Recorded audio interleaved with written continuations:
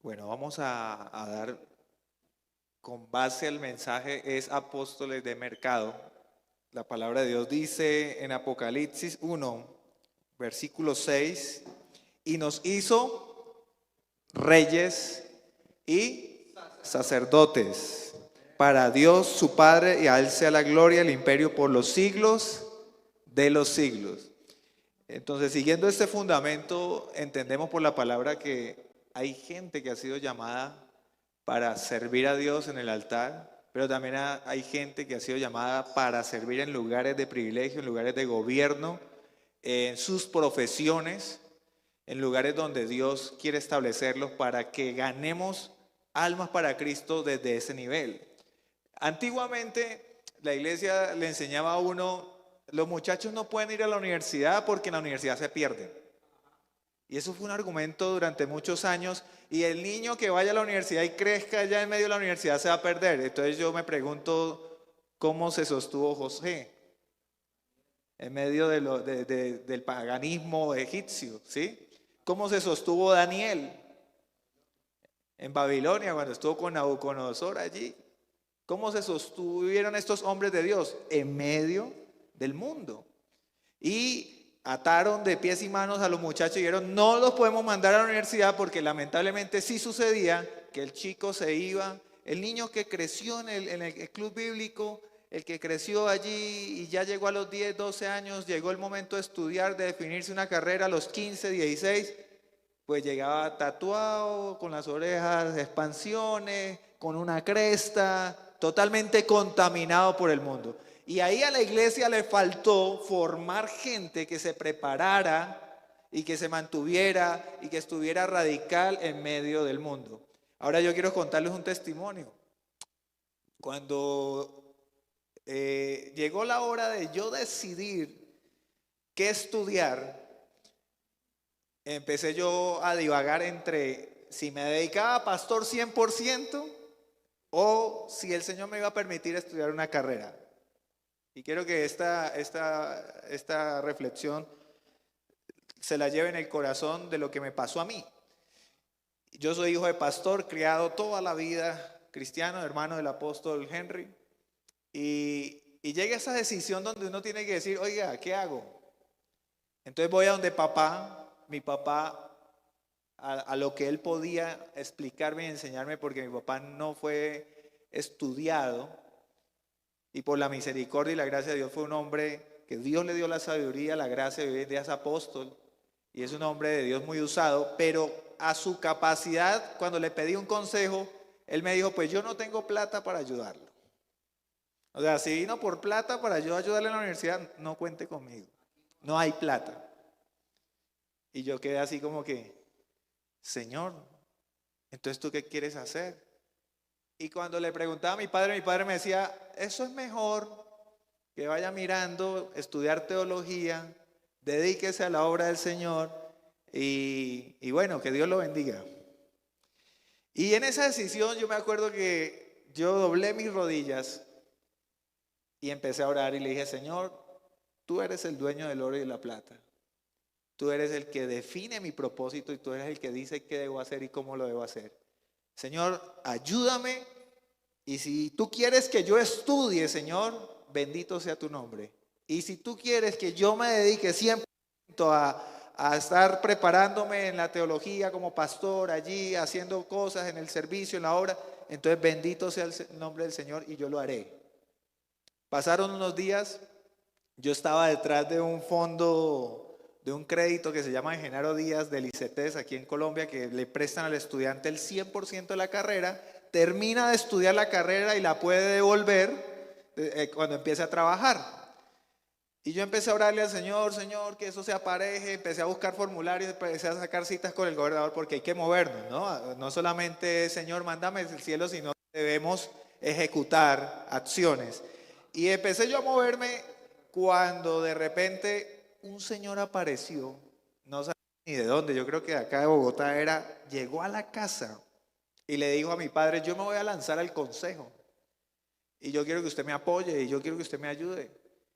Y mi madre le dice, bueno, ¿y usted qué ha hecho por la gente? Cuénteme usted qué ha hecho por la gente. Y le dice, no, yo le ayudo a sacar a los muchachos el crédito del Fondo Genaro Díaz y acá tengo evidencias que lo he hecho. Mi mamá escucha eso y me pega una llamada y me dice, mijo, véngase para la casa ya, que acá está el contacto, él nos va a ayudar. Y yo llegué a la casa y sí, señor, él tenía contactos, me pasó la fotocopia de un formulario original, imagínense. Y yo lo llené, lo diligencié.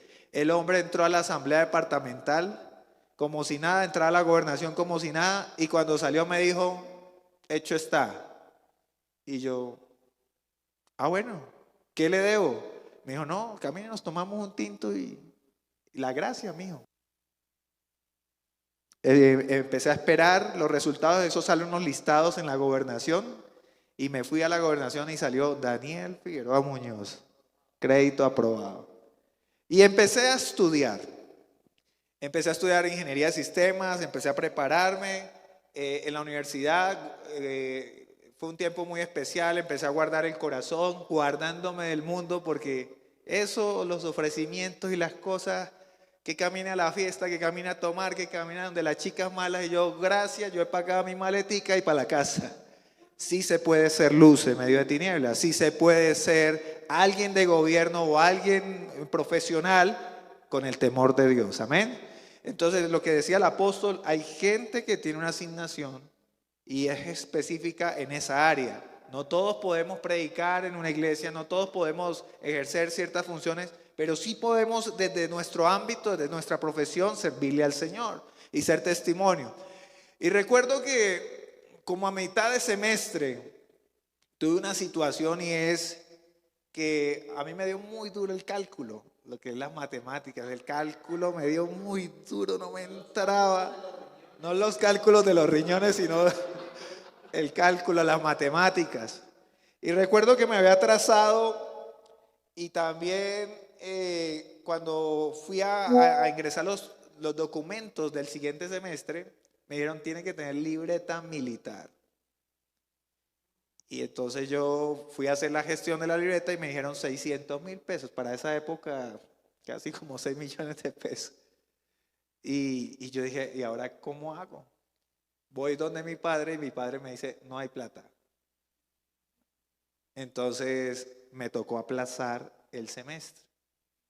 Y en ese aplazar el semestre vienen muchas ideas, muchos consejos, muchas cosas. Mi papá por un lado me dijo, mijo, yo creo que lo más sabio es que pare la carrera. Y lo mejor es que hay que estudiar teología, hay que servirle al Señor.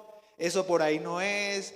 Usted se va a endeudar, va a tener problemas. Y para endeudarse, no, mijo, deje eso así. Deje así. Y por la misericordia del Señor, pues en ese semestre, recuerdo que hicimos un viaje a Bogotá. Y estuvimos aquí en Bogotá con mi hermano Henry, compartiendo, pero mire lo que es una persona entendida en los tiempos y lo que es una persona que tiene el llamado de activar en ti el propósito de Dios. Cuando yo le comento a mi hermano la situación, mi hermano casi me pega un coscorrón, me dijo, ¿cómo se le ocurre que usted va a parar la carrera? Y me sacude mi espíritu y me dice, no, señor, usted tiene que terminar su carrera. No sé cómo vamos a hacer. Toca hacer una vaca, lo que toque hacer, juntar entre todos, pero pagamos esa libreta militar y usted sigue estudiando. Y entonces él me ponía su ejemplo. Mire, yo llegué a Bogotá muy joven, me tocó trasnochar, voltear, porque él vivió de la música un tiempo, pianista, y sirviéndole al Señor en diferentes iglesias y haciendo una cantidad de cosas. Dijo, usted supiera todo lo que yo he luchado y lo que he tratado de hacer cosas, y yo sé que usted lo puede hacer en menos tiempo si usted estudia. Yo quedé cabezón porque yo dije, mi papá me dice una cosa, mi hermano me dice otra, ¿qué hago, Señor? Pero en mi espíritu yo dije, voy a seguir estudiando, voy a terminar esa carrera. Y para la gloria de Dios pude terminar la carrera. Y recuerdo que en mi tesis de grado coloqué agradecimientos a mi hermano Henry, porque donde no llegue a tiempo esa palabra, ese consejo, esa oportunidad, tal vez hubiera tomado malas decisiones y hubiera seguido por otros caminos. Ahora, a la final de todo, estudié teología, soy ingeniero, o sea que a la final sirvo al Señor. Tengo el título de pastor, pero también tengo el título de ingeniero de sistemas. Quiere decir que Dios también tiene asignaciones de que hay pastores empresarios, hay apóstoles empresarios, gente con diseño de reino, gente con habilidades, gente que va más allá que de quedarse en una silla sentado en una iglesia.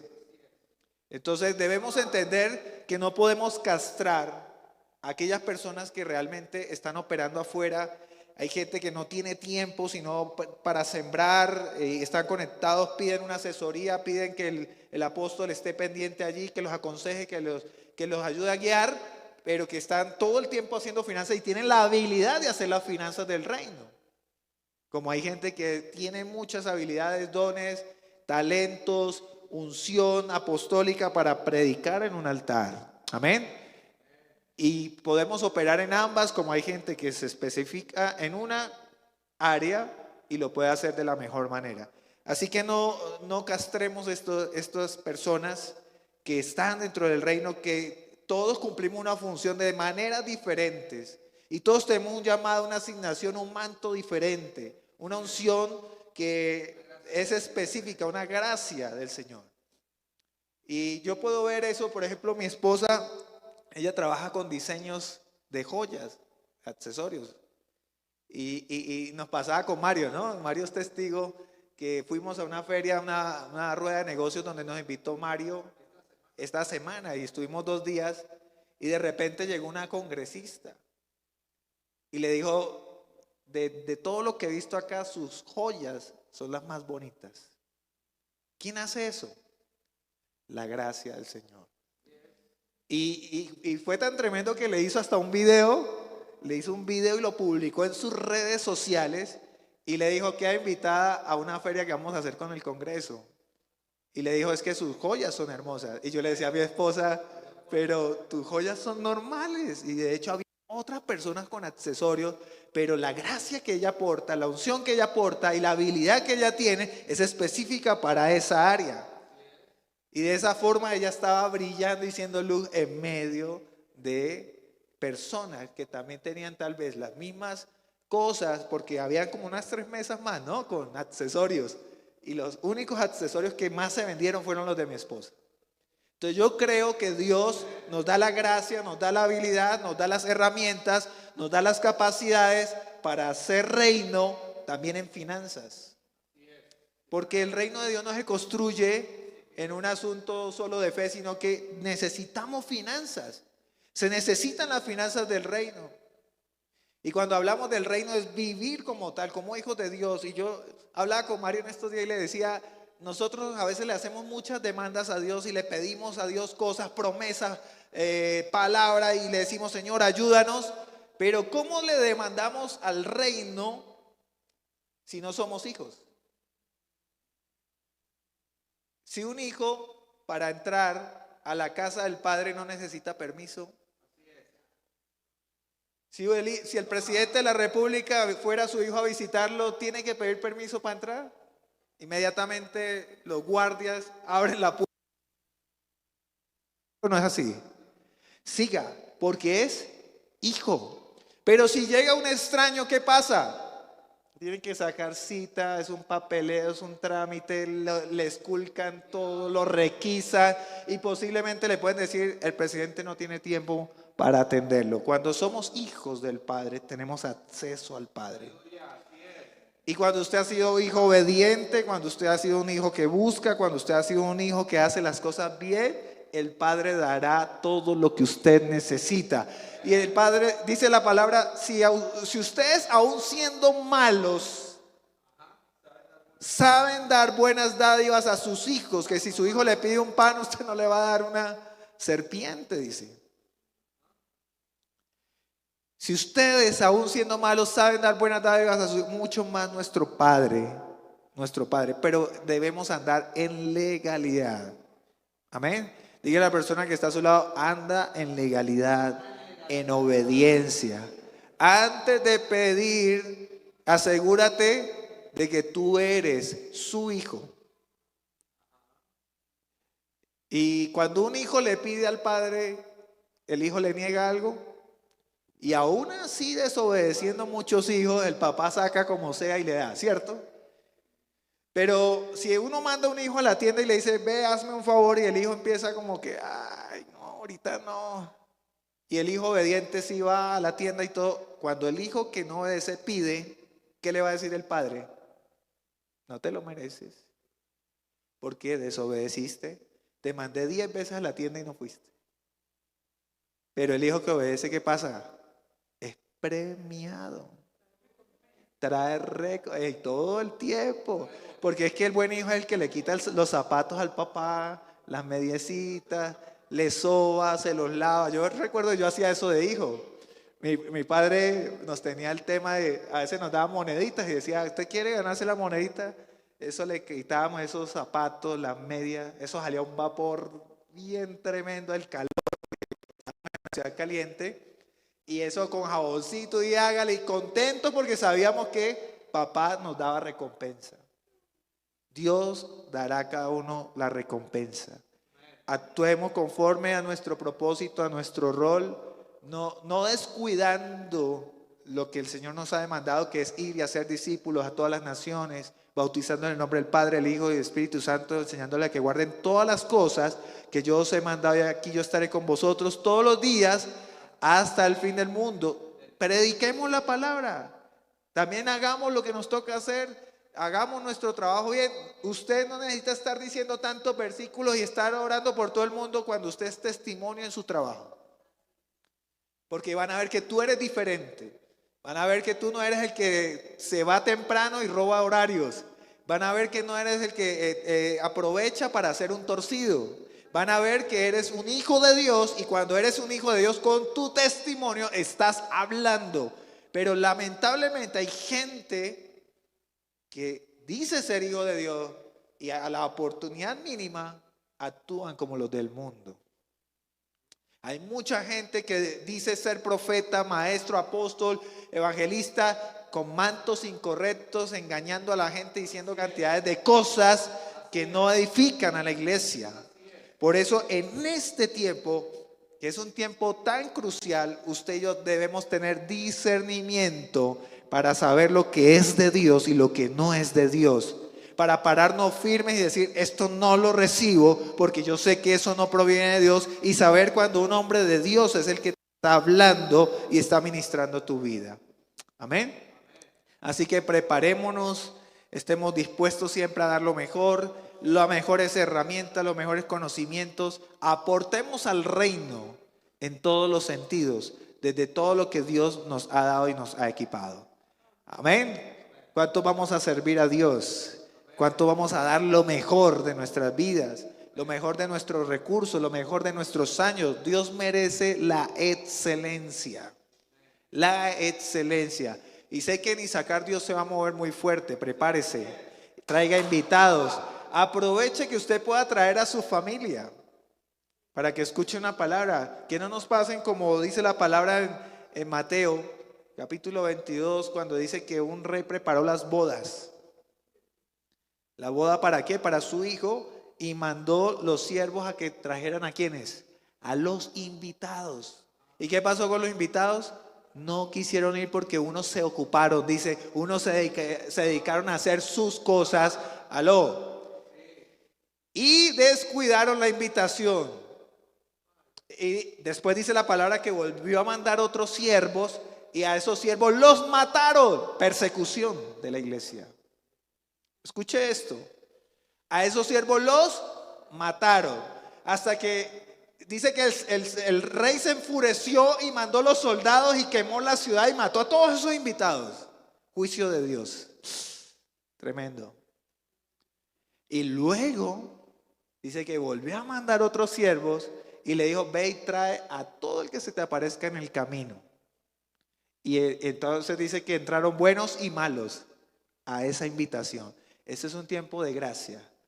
Ese es un tiempo donde Dios está extendiendo sus manos y está diciendo, este es el tiempo de reivindicarse. Es el tiempo de hacer lo correcto. Es el tiempo de corregir lo torcido y hacer lo que es correcto delante de Dios. Y dice que llegaron los invitados y hubo uno que no tenía el vestido de una boda. La iglesia del Señor debe tener sus vestiduras limpias, blancas y resplandecientes, porque sin santidad nadie verá al Señor. Amén. ¿Cuántos están preparados? Así que a través de la palabra lo que te quiero decir hoy es: prepárate, revisa tu vestidura, no te confíes. Es que yo soy el profeta, es que yo llevo muchos años, yo me las sé todas, yo me sé la palabra, es que yo ya estoy volando. No, Señor, cada día aprendemos, cada día aprendemos más del Señor, cada día debemos ser como el Señor. ¿Cómo hacía Jesús para establecer el reino? Es que el reino no se trata de un lugar o un ambiente, el reino era el mismo Señor Jesucristo. ¿Y qué hacía Jesús? Enamoraba a la gente. Sus discípulos mantenían enamorados de Él. Dice que sus discípulos llegaron a parecerse a Él y a hablar como Él. Que te preocupes tú no tanto por los conocimientos y el saber y estar trayendo tanta cosa y revelaciones nuevas que vienen tergiversadas, envueltas con cabalismo y con otras cosas, sino que nos enamoremos de Jesús y que busquemos su presencia y que busquemos parecernos a Él. Que cuando tú prediques la palabra, esa palabra llegue con el sazón apropiado para que los invitados vengan a las bodas del Rey. Amén. Dios les bendiga.